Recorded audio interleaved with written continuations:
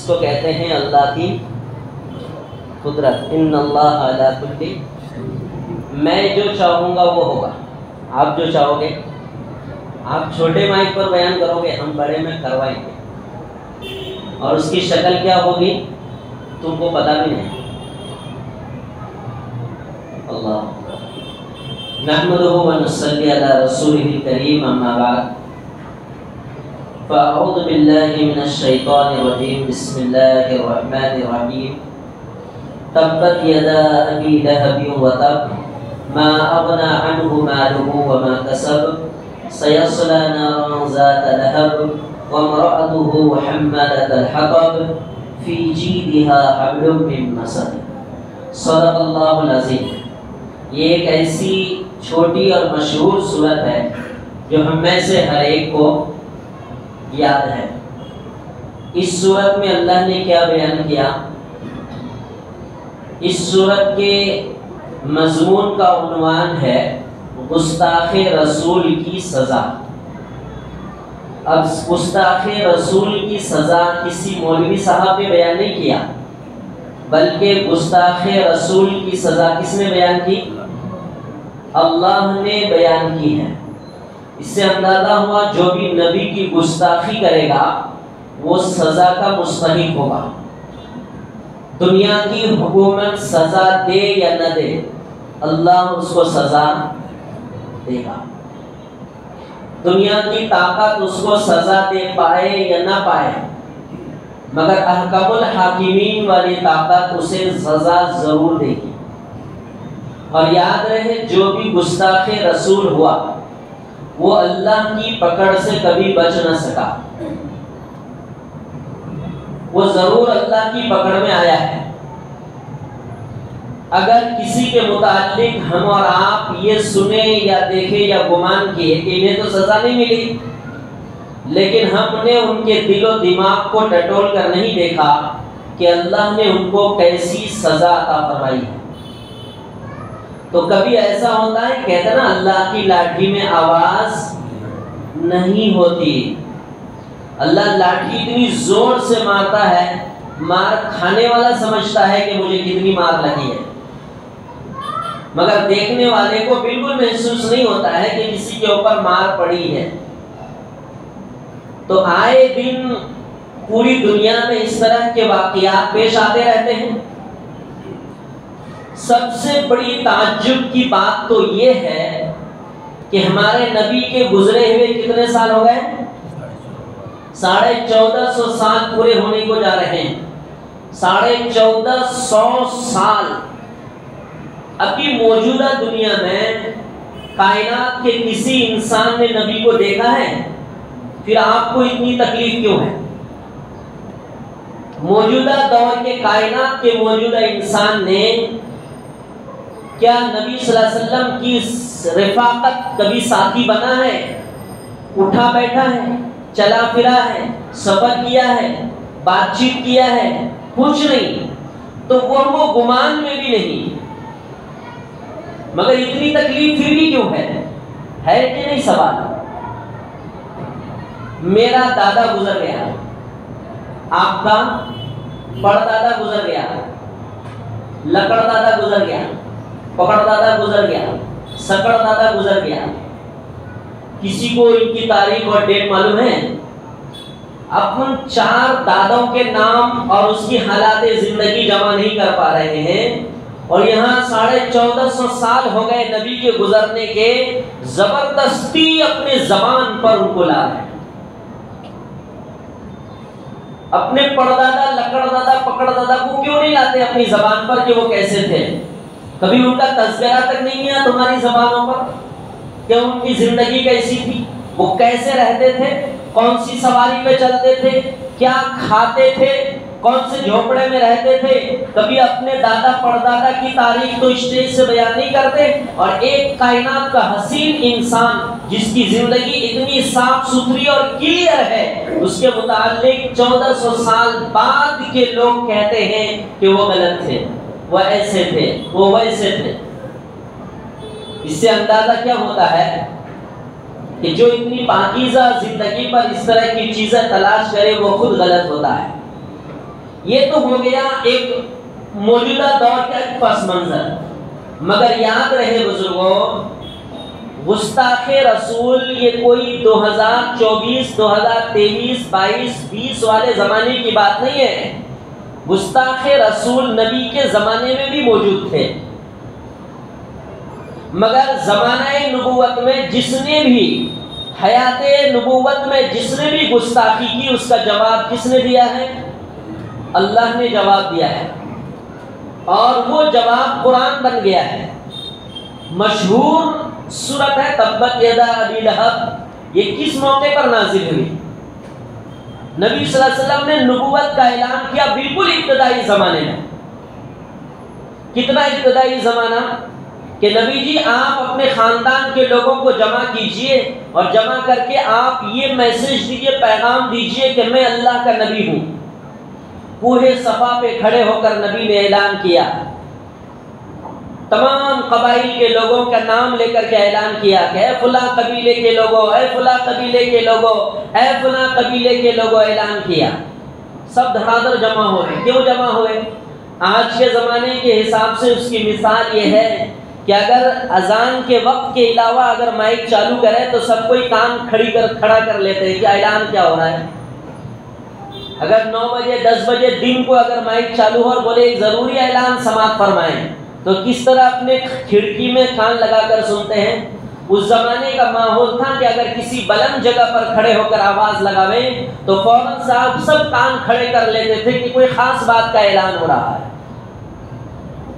تو نبی پاک علیہ السلام نے جب اس طرح آواز لگائی تو سارے لوگ خاندان کے اور قرب و جوار کے جمع ہو گئے۔ آپ صلی اللہ علیہ وسلم نے وہاں پر لوگوں سے ایک مثال دے کر بات ارشاد فرمائی کہ اے لوگوں، اگر میں یوں کہوں کہ ایک دشمن اس پہاڑی کے پیچھے ایک دستہ، ایک لشکر چھپا ہے اور تمہارے اوپر حملہ آور ہونے والا ہے، تو کیا تم میری اس بات کی تصدیق کرو گے؟ کہنے لگے کیسی بات کرتے ہیں جناب عالی، ہم نے تو زندگی بھر آپ کو امانت دار اور سچا پایا ہے، کبھی جھوٹ بولتے ہوئے ہم نے نہیں دیکھا، امانت میں خیانت کرتے ہوئے ہم نے کبھی نہیں دیکھا، ہم تصدیق کریں گے۔ تو کہنے لگے تمہاری اس پچھلی موجودہ زندگی کے پیچھے ایک اور زندگی ہے جس کو آخرت کی زندگی کہتے ہیں، اس زندگی میں خوشحال رہنے کے لیے ایک اللہ کو مانو اور مجھے اللہ کا نبی مانو۔ لوگوں کا مزاج بگڑ گئے، جس نے بھی جو کہا سو کہا، مگر اپنے سگے چچا ابو لہب نے کیا کہا؟ تبن لک الہذا جمعتنا، تو ہلاک اور برباد ہو جائے، اسی لیے آواز دے کر تم نے ہم کو یہاں پر جمع کیا۔ یہ ترجمہ ہے، تو ہلاک اور برباد ہو جائے، تیرے لیے ہلاکت مقدر ہو۔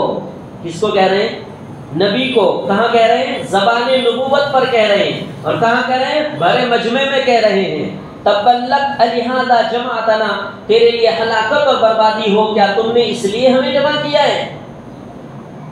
یہ کہہ کر وہ وہاں سے چلا گیا۔ نبی نے کوئی جواب دیا؟ دنیا تاریخ اٹھا کر پڑھ لیجئے، دنیا کے احادیث کے ذخیرے اٹھا کر پڑھ لیجئے کہ نبی نے کوئی جواب دیا وہاں پر؟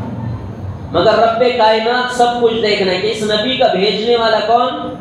میں ہوں۔ میرے نبی کو کون کیا کہہ رہے ہیں، بول رہے ہیں، ساری چیزوں سے میں واقف ہوں۔ تبلک الہذا جمعتنا، اتنی بڑی بات کہہ کر نبی کو بد دعا دے کر زبان پر وہ یہاں سے چلا گیا۔ رب نے تو سب کچھ دیکھ لیا۔ پھر رب نے ان کے ساتھ کیا معاملہ کیا؟ اللہ نے جواب دیا تبت یدا ابی لہب، ابو لہب کے دونوں ہاتھ ٹوٹ جائے۔ دونوں بد دعا کس کی ہے؟ اللہ کی ہے۔ میں آپ بد دعا دیں تو ممکن ہے لگی نہ لگی بد دعا، لیکن رب کائنات اگر بد دعا دے تو وہ بد دعا نہیں، وہ خبر ہوتی ہے، وہ خبر ہوتی ہے کہ ابو لہب کے دونوں ہاتھ ٹوٹ جائیں۔ ما اغنى عنه ماله وما كسب، ایسے حالات میں، تکلیف میں، پریشانی میں یہ مبتلا ہوا کہ ان کے مال نے نہ ان کو کوئی نفع دیا، ان کو بچا سکا، اور نہ ان کے ہاتھ کی کوئی کمائی، نہ اولاد، کوئی ان کو نہ بچا سکا۔ جب انہوں نے گستاخی کرنا شروع کر دیا، اور جب اس طرح کی گستاخی کیا تو اللہ تبارک و تعالیٰ کی طرف سے ان کے لیے ہلاکت مقدر ہو گئی۔ اب ان کے لیے ہلاکت کیسے مقدر ہوئی؟ اٹھا کر دیکھیں گے آپ اگر تاریخ اور تفسیر کی کتاب کہ ابو لہب نے کس طرح کی سزا کاٹی ہے۔ چنانچہ ان کی زندگی میں ہی اللہ تبارک و تعالیٰ نے زیادہ مہلت نہیں دیا، بلکہ اللہ نے ان کے جسم پر ایک ایسی بیماری اللہ پاک نے بھیج دی کہ جسم پر پھوڑے پھنسیاں نکلنا شروع کر دی۔ وہ ایک ایسی بیماری تھی جو زمانے میں لا علاج سمجھی جاتی، وہ کسی کے بازو میں اگر کھڑا بھی ہوتا بیٹھتا بھی فوراً اس کو بیماری لگتا، متعدی بیماری۔ گھر والوں نے اس ڈر سے ان کا گھر ہی الگ کر دیا، یہاں تک کہ گاؤں اور محلے سے ان کو الگ کر دیا، اور وہاں جا کر اس گلٹی کی وجہ سے، اس پھوڑے پھنسی کی وجہ سے وہ اس طرح ان کا بدن سڑ گیا اور گل گیا، اس کی تاب نہ لا کر وہ مر گیا۔ مفسرین نے لکھا کہ 3 روز گزر گئے کہ ان کے خاندان کے لوگوں کو معلوم پڑا کہ یہ مر چکا ہے، مگر کوئی اس کے قریب جانے کے لیے تیار نہیں۔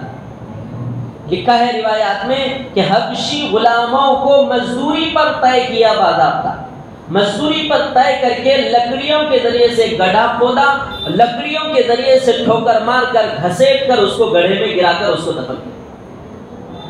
تبت یدا ابی لہب و تب، زبان نبوت پر گستاخی کرنے والے کی سزا رب پروردگار دیتا ہے۔ ان کی بیوی بھی کوئی کم نہیں تھی، تکلیف پہنچانے میں، ہجو کرنے میں، برائیاں بیان کرنے میں خود پیش اللہ تبارک و تعالیٰ نے ان کو بھی نہیں چھوڑا۔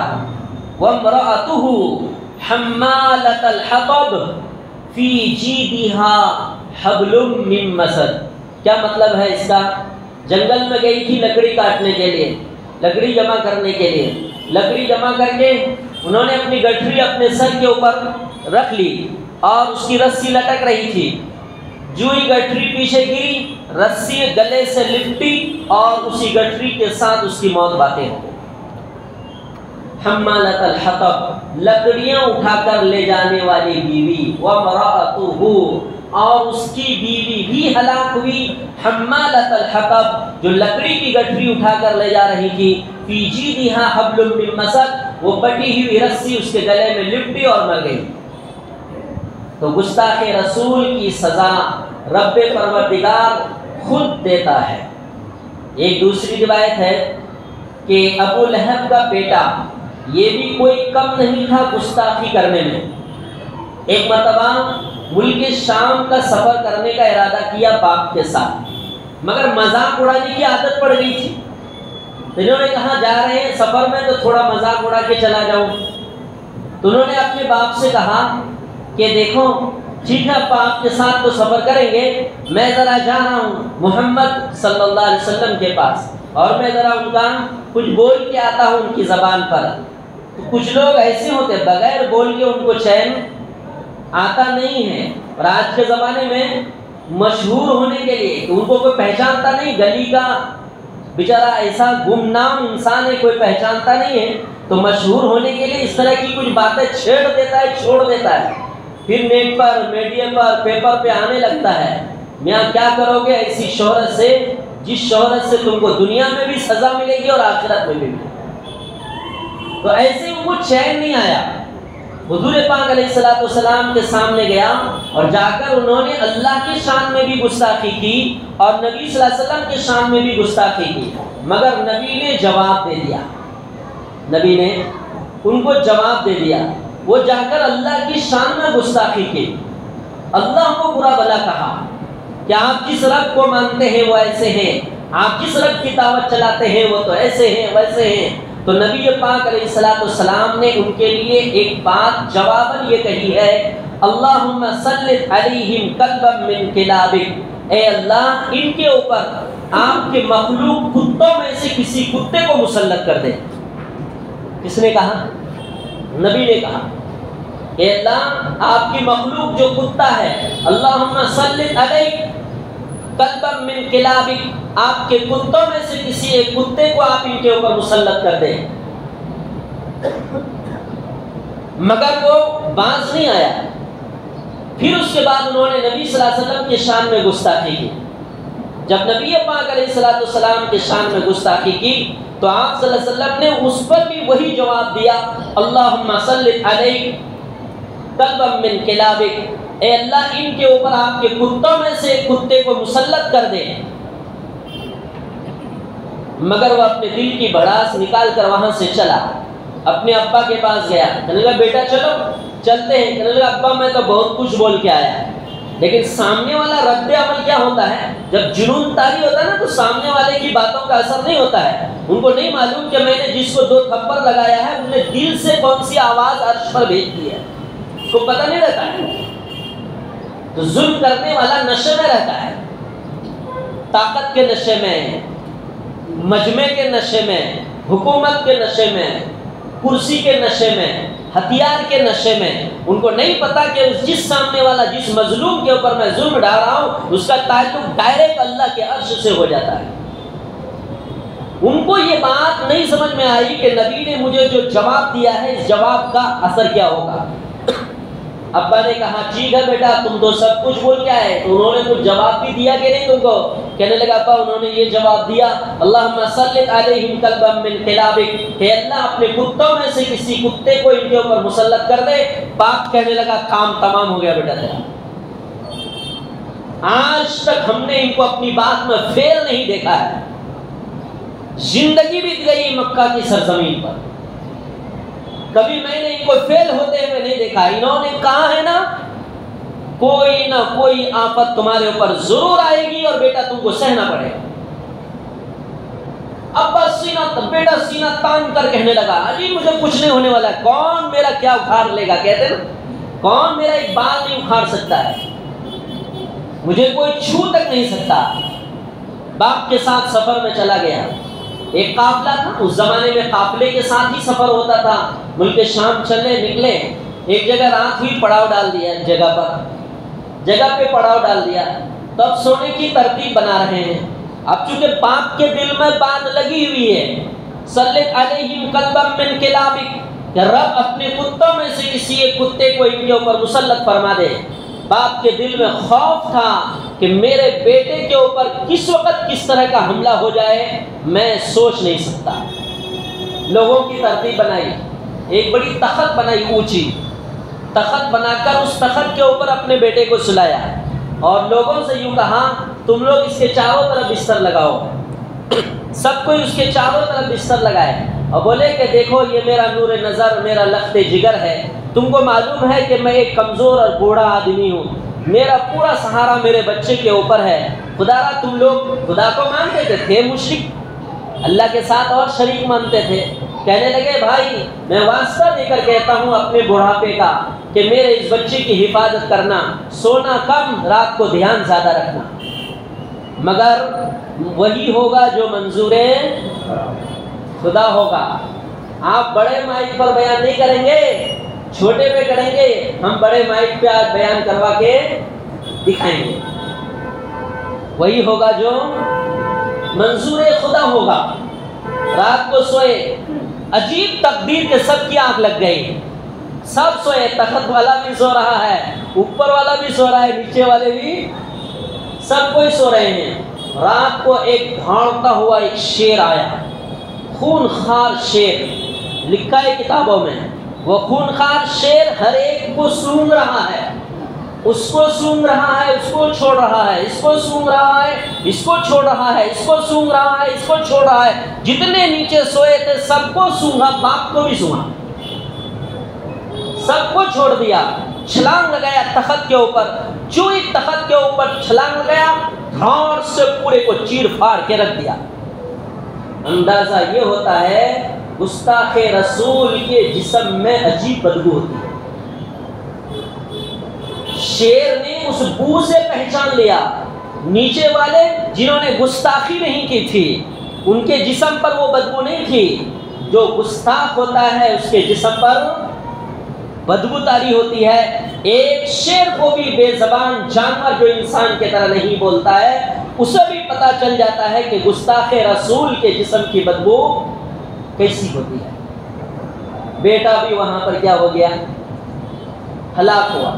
باپ کا وہ انجام ہوا بعد میں، بیٹے کا یہ انجام پہلے ہی ہو گیا۔ نہیں معلوم بیٹا پہلے جائے گا یا باپ پہلے جائے گا، مگر گستاخ رسول کی سزا رب کائنات ضرور دیتا ہے۔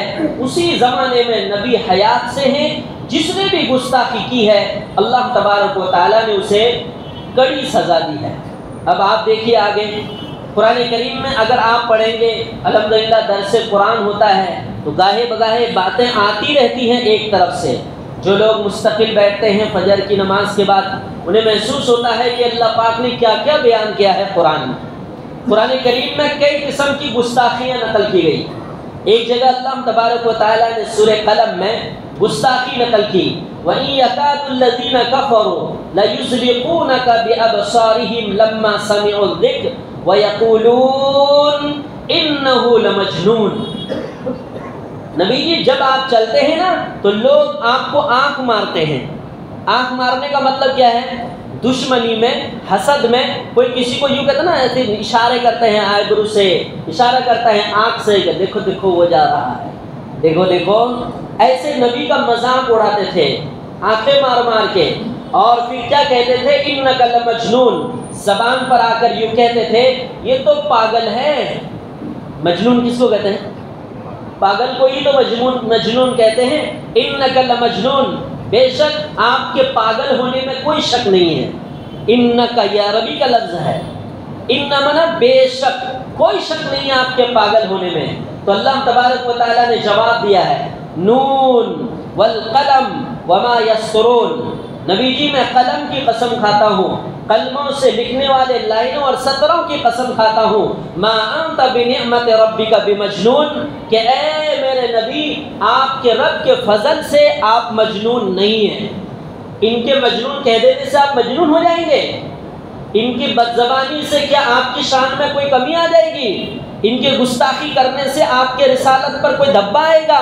نہیں، میں رب العالمین گواہی دیتا ہوں، انکا جو لمجنون کہتے ہیں، ما انت بنعمت ربک بمجنون، آپ کے رب کی نعمت اور رب کے فضل سے آپ مجنون نہیں ہیں، میں رب العالمین احکم الحاکمین اس کی گواہی دیتا ہوں۔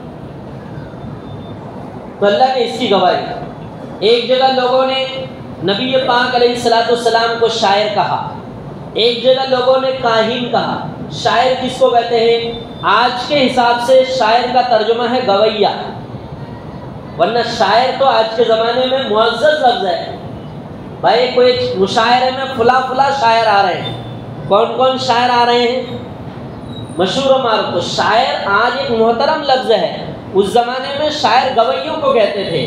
اور گویہ کس کو کہتے تھے ہم تصور میں نہیں لا سکتے، کیونکہ شہر میں رہتے ہیں۔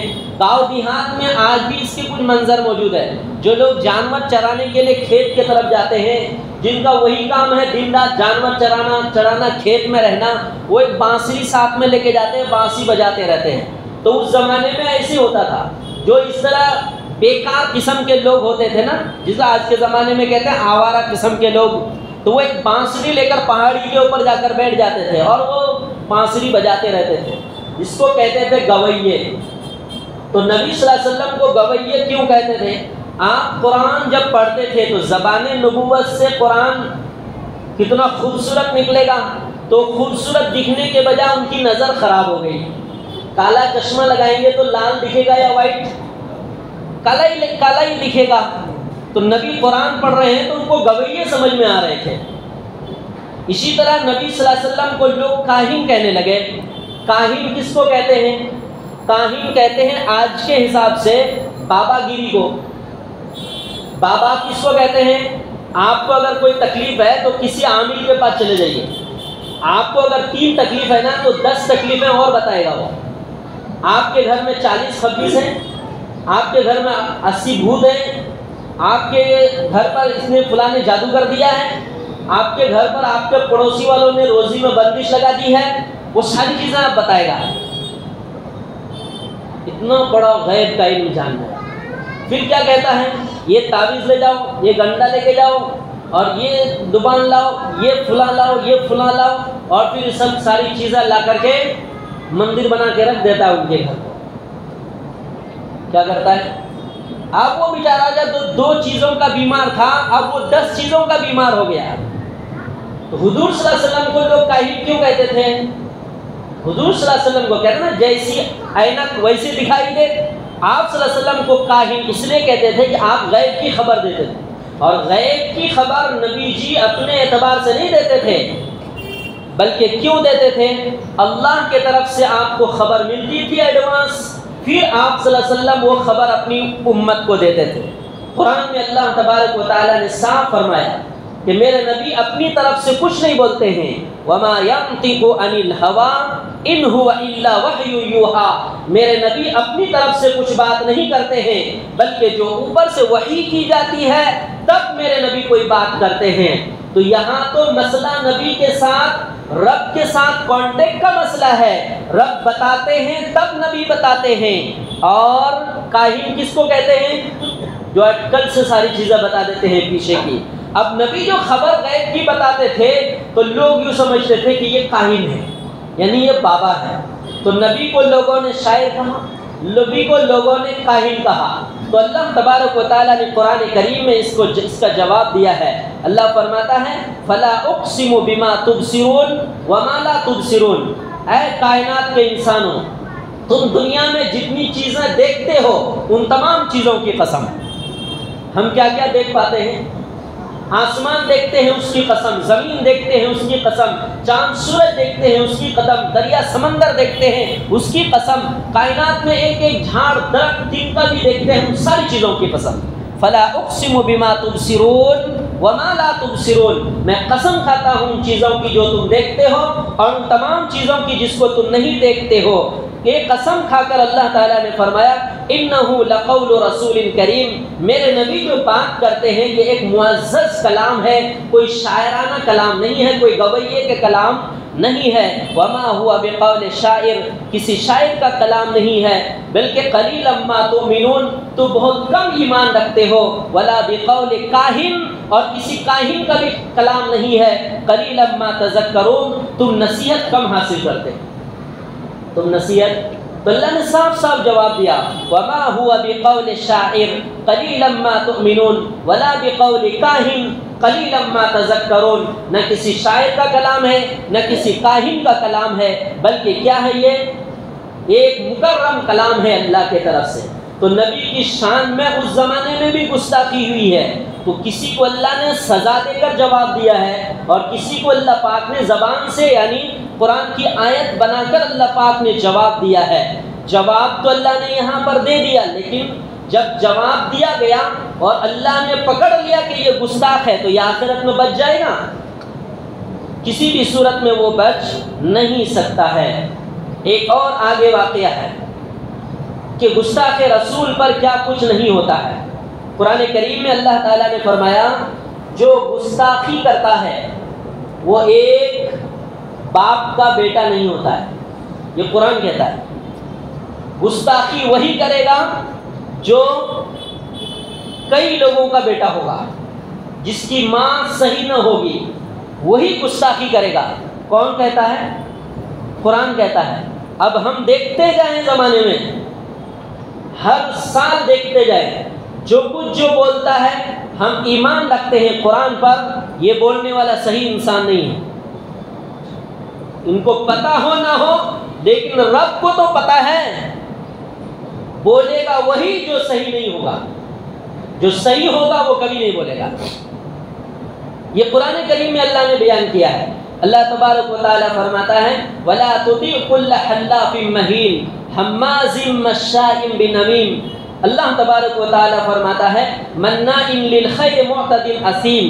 ایک شخص کی ساری برائیاں بیان کرنے کے بعد اللہ فرماتا ہے عُتُلٍّ بَعْدَ ذَلِكَ زَنِيمٍ. نبی جی یہ سارے گناہ ان کے چھوڑ دیجئے، سارے قصور. بات اصل میں یہ ہے کہ یہ ولد الزنا ہے. یہ جو بول رہا ہے آپ کے خلاف، اس کے اندر یہ بھی برائی ہے، یہ بھی برائی ہے، یہ بھی برائی ہے، مگر ان ساری برائیوں میں کو چھوڑ دیجئے آپ. ان کی سب سے بڑی بات یہ ہے جو آپ کے خلاف بولتا ہے بعد ذالک الزنیم، یہ ولد الزنا ہے. اس کی ماں ٹھیک نہیں، اس کا باپ ایک نہیں. کون کہتا ہے؟ قرآن کہتا ہے. یہ آیت کریمہ کب نازل ہوئی؟ یہ آیت کریمہ اس وقت نازل ہوئی، ایک آدمی کا نام ہے ولید ابن مغیرہ. یہ کوئی معمولی آدمی نہیں تھا مکہ کا. آپ پڑھیے گا سیرت کی کتاب اٹھا کر تو یہ ملے گا۔ ولید ابن مغیرہ یہ کوئی معمولی آدمی نہیں ہے، سردار قسم کا آدمی تھا، لیکن اسے نہیں پتا تھا کہ میں کہاں سے ہوں۔ انہوں نے ایک مرتبہ نبی صلی اللہ علیہ وسلم کی شان میں جا کے گستاخی کی، اور آپ صلی اللہ علیہ وسلم کو جا کر انہوں نے یہ کہا کہ آپ تو انک لمجنون، پاگل ہو۔ اللہ، اتنے حسین اور خوبصورت انسان، کائنات کے زمانے کے لوگ بھی گھٹنا ٹیک دے ہوئے، نبی کے وقت کے لوگ جو امین اور صادق کہے، نام بھی زبان پر ادب سے نہ لاوے، ان کو جا کے کیا کہتے ہیں؟ آپ تو مجنون ہیں، آپ تو پاگل ہیں۔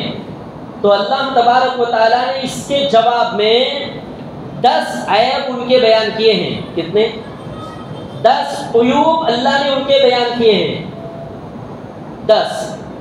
جب یہ بات ظاہر ہو گئی کہ محمد صلی اللہ علیہ وسلم کے خدا نے، اللہ نے میرے 10 عیوب ظاہر کیے ہیں، تو انہوں نے اپنی زندگی میں ٹٹولا کہ 9 عیب کے بارے میں تو میں جانتا ہوں کہ میں بدمعاش ہوں، اللہ نے یہ بھی کہا ہے تو یہ بھی میں اندر ہے میرے، یہ بھی میرے اندر ہے، 9 چیزیں ہیں، لیکن 10ویں چیز کا یقین مجھے ہو نہیں رہا ہے کہ وہ کیسے ہے۔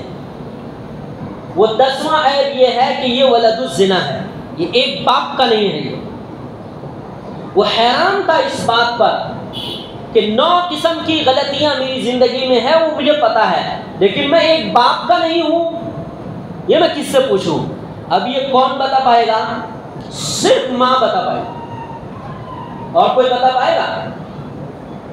یہ غصے میں گیا اپنی ماں کے پاس اور جا کر یوں کہا، ماں مجھے ایک سوال کا جواب دے، اگر تو جواب نہیں دیتی تو میں تمہارا گردن اڑا دوں۔ کہنے لگا بیٹا کیا بولو؟ کہنے لگا بات یہ ہے کہ میں نے محمد صلی اللہ علیہ وسلم کو مجنون اور پاگل کہا تھا، تو ان کے خدا نے میرے 10 عیوب بیان کیے، 9 عیب تو میں اپنے اندر پاتا ہوں، لیکن ایک عیب ماں آپ کے علاوہ کوئی نہیں بتا سکتا، میں بھی خود نہیں پاتا ہوں، وہ یہ ہے کہ انہوں نے خبر دی ہے کہ میں ایک باپ کا نہیں ہوں۔ کیا یہ بات صحیح ہے؟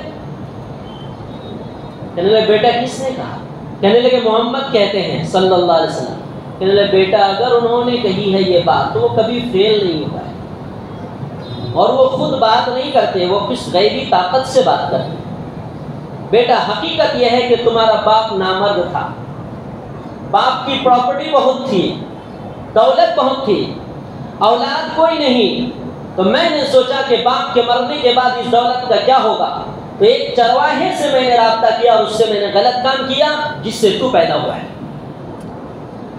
اسی کو اللہ تعالیٰ فرماتا ہے وَلَا تُطِعْ كُلَّ حَلَّافٍ مَّهِينٍ حَمَّازٍ مَّشَّاءٍ بِنَمِيمٍ مَّنَّاعٍ لِّلْخَيْرِ مُعْتَدٍ أَثِيمٍ عُتُلٍّ بَعْدَ ذَلِكَ زَنِيمٍ۔ قرآن کہتا ہے جو نبی کی شان میں گستاخی کرے گا وہ ایک باپ کا نہیں ہوگا۔ یہ کب کی بات چل رہی ہے؟ 1400 سال پہلے کی بات چل رہی ہے۔ چنانچہ ولید ابن مغیرہ شرمندہ ہوا اور اسی شرمندگی میں اپنی پوری زندگی گزاری کہ میں ایک باپ کا بیٹا نہیں ہوں۔ اس کو کس نے نقل کیا ہے؟ صاحب مدارک التنزیل، مدارک ایک تفسیر کی کتاب ہے، انہوں نے وہاں ایک بہت بڑے محدث عبداللہ ابن احمد نصفی سے نقل کیا، جس کی کنیت ابو البرکات ہے، بڑے زمانے کے محدث ہیں، ان سے انہوں نے یہ واقعہ نقل کیا۔ آخری بات عرض کرتا ہوں، زمانہ نبوت میں 5 لوگ، نبی جب حیات سے تھے 5 لوگ مشہور تھے نبی کی شان میں گستاخی کرنے والے، ان 5 کے نام بھی موجود ہیں تاریخ کے اندر، سیر کے اندر۔ وہ 5 کون ہیں؟ عاص ابن وائل، اسود ابن مطلب، اسود ابن عبد یغوث، حارث بن قیس، اور ایک یہی ولید ابن مغیرہ۔ کتنے ہو گئے؟ 5۔ ایک مرتبہ یہ لوگ حضور پاک علیہ السلام حرم میں تشریف فرماتے، 5 ایک ساتھ آئے اور آ کر نبی صلی اللہ علیہ وسلم کے خوب مذاق اڑایا، انہوں نے اتنا مذاق اڑایا نبی پاک علیہ السلام کے کہ آپ صلی اللہ علیہ وسلم کے برداشت کے باہر ہو گیا، مگر ان کو احساس نہیں ہوا کہ ہم نے کسی ایک عظیم اور خوبصورت شخص کا مذاق اڑایا ہے۔ چنانچہ مذاق اڑانے کے بعد خود طواف میں مصروف ہو گیا. طواف وہ لوگ بھی کرتے تھے، طواف میں مصروف ہو گیا. فوراً حضرت جبریل علیہ السلام آ گئے. جبریل علیہ السلام آئے اور آ کر کہنے لگے کہ اللہ کے نبی صلی اللہ علیہ وسلم یاد رکھیے یہ 5 شخص ہیں. کتنے؟ 5. تو کتابوں میں لکھا ہے، جس کو میں نے نقل کیا ہے، کہ انہوں نے اشارہ کیا ولید ابن مغیرہ کی پنڈلی کے طرف، پیر کے طرف اشارہ کیا، عاص ابن وائل کی قدم کے طرف اشارہ کیا، اور اسود ابن مطلب کی آنکھوں کے طرف اشارہ کیا، اسود بن یغوث کی پیٹ کے طرف اشارہ کیا، اور حارث بن قیس کی سر کے طرف اشارہ کیا. کہنے لگا اللہ کے نبی ان قریب میں ان کا شر آپ سے دفع کر دوں گا. کون کہہ رہے ہیں؟ الفاظ دیکھیے گا. ان کے شرور و فتن سے آپ کو بچا لوں گا، ان قریب ان کے شرور سے آپ کو بچاؤں گا. لیکن لفظ کیا ہے؟ ان قریب ان کے شر کو دفع کر دوں گا. کس نے کہا ہے؟ جبریل علیہ السلام. دفع کر دوں گا. اور ہوا ایسے ہی، یہ 5 بچے نہیں. میں آگے کی چیزیں نقل نہیں کیا، جن چیزوں کے طرف اشارہ کیا نا، اسی حالت میں ان لوگوں کی موت بھی ہوئی ہے. اسی حالت میں ان لوگوں کی باضابطہ موت ہی ہوئی ہے 5 کی. تو اندازہ لگائیے جو لوگ گستاخی کرتے ہیں، گستاخی کرنے والے کو اللہ تبارک و تعالیٰ چھوڑتا نہیں ہے. ہماری نظریں دیکھے نہ دیکھے، ہم تو ایمان رکھتے ہیں اللہ کی خبروں پر. قرآن کہتا ہے ان بطش ربک لشدید، تمہارے رب کی پکڑ بہت سخت ہے. ان ربک لبالمرصاد، آپ کا رب تاک لگائے ہوئے بیٹھا ہے. ہاتھ میں بیٹھا ہے تاک لگا کر. رب پروردگار نہیں دیکھتا ہے، وہ علیم ہے، وہ خبیر ہے، وہ بصیر ہے، دیکھتا بھی ہے، علیم ہے، سب جانتا بھی ہے، اور خبیر ہے، ساری چیزوں کی خبر بھی رکھتا ہے. ان ربک لبالمرصاد، تمہارا رب ہاتھ میں بیٹھا ہوا ہے. جب پکڑے گا، پکڑنے کا وقت آتا ہے. اللہ تبارک و تعالیٰ نقد نہیں پکڑتا، فوراً نہیں پکڑتا. یہ تو اللہ کی شان رحیمی ہے. اگر اللہ کا یہ قانون ہوتا نا کہ اللہ گناہوں پر نقد پکڑے، تو ہم میں سے یہاں جتنے ہیں نا، ہم بھی صبح شام مار کھائیں گے. تو کتنا کرم ہے رب پروردگار کا کہ رب نے وہ نظام نہیں بنایا کہ نقد سزا دے. تو جو حال ہمارا ہے، ہم جس پر الحمدللہ کہتے ہیں، وہی شان رحیمانہ دنیا میں اللہ سب کے ساتھ ہے. اللہ نقد نہیں پکڑتا ہے، لیکن رب انتظار کرتا ہے کہ یہ پکڑنے کا ٹائم اس کا کون سا ہے، پھر رب اس کو چھوڑتا نہیں ہے. اس لیے گستاخ رسول کی سزا خود قرآن میں اللہ نے بیان کیا ہے. نبی کے زمانے میں ایسا خود ہوا ہے، ہم بھی اپنے زمانے میں دیکھتے رہتے ہیں یہ سب. تو کوئی گھبرانے والی بات، آئے دن بولتے رہتے ہیں. میں ایک بات عرض کرتا ہوں، اگر کوئی اس طرح بولتا ہے تو اس کے بولنے سے کیا فرق پڑنے والا؟ اب ہم کیا کرتے ہیں؟ اس کو چھیڑتے رہتے ہیں، شیئر کرتے رہتے ہیں، بھیجتے رہتے ہیں، اور نیچے لکھتے رہتے ہیں انہوں نے ایسا کہہ دیا، نبی کی شان میں ایسا کر دیا، جاگو اب سڑکوں پہ آنے کا وقت. میں نے کہا کچھ کرنے کا ڈر، جو جہاں جو بولا ہے وہی وہ بات ختم ہو جائے گی. نبی کی شان میں کوئی فرق آنے والا. کمال یہی ہے کہ جناب نبی جی 1450 سال گزر گئے جاتے ہوئے، اور آج بھی ان کی یاد ستا رہی ہے. آج بھی جو کامیاب ہوتا ہے نا، ان کی زندگی کا ہر لمحہ دوسرے کو ستاتا ہے. جو کامیاب ہوتا ہے تو کائنات کا اولین اور آخرین میں سب سے بڑا کامیاب اللہ کا محبوب وہ حضور اکرم صلی اللہ علیہ وسلم ہے. تو ہم یہ نہیں کہہ سکتے کہ جی اب یہ ختم ہو جائے گا آج کے بعد. نہیں، قیامت تک یہ شان رسالت میں گستاخی کرنے والے موجود رہیں گے. اس وقت زمانہ نبوت سے ہے، آج تک ہے، آئندہ بھی رہیں گے. اسی گھمسان کی جنگ لڑتے ہوئے یہ انسان دھیرے دھیرے اس دنیا سے جا رہا ہے. دنیا قیامت کے قریب جا رہی ہے. ہمارا ایمان ہے اللہ پر، رسول پر. ہم سب دعا کرتے ہیں کہ اللہ جتنی بھی حیات ہو اپنی توحید پر جمائے رکھ، اور اپنے نبی کی نبوت اور رسالت اور سنت و شریعت پر جمائے رکھ. اس کی دعا کرتے ہیں اللہ ہمیں عمل کی توفیق عطا فرمائے. وآخر دعوانا الحمدللہ.